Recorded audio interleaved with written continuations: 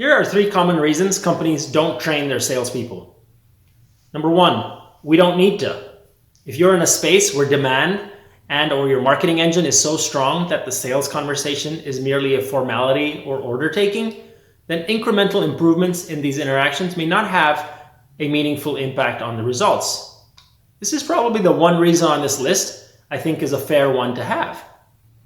Number 2, we have no time. This reason has 2 flavors to it. Number 1, now is not the right time. There are some valid reasons for this, like a reorg happening soon and waiting for the right people to be in the right seats, or technology suites being switched out and wanting people comfortable with the mechanics of doing their job.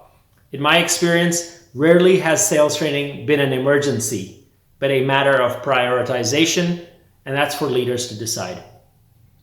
The second one is we don't want to take our people out of the field or off the phones. It's definitely valid, but it can also be short-sighted.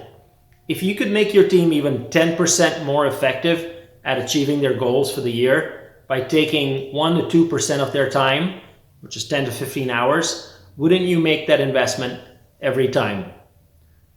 And number 3, we train salespeople and they leave. This one is the most baffling when we hear companies don't want to invest in training their sales team because they will go elsewhere. The bigger concern should be you don't train them and they stay. This mindset shift towards one of abundance and opportunity needs to come from leadership. They say people don't leave companies, they leave managers. So if you invest in developing your team, set up the right culture, and support managers to also improve their skills, you're in a far superior position than most of your competition. Sales leaders have a lot on their plate, and that list just seems to grow. If any of these ideas seem familiar, it might make sense taking a closer look.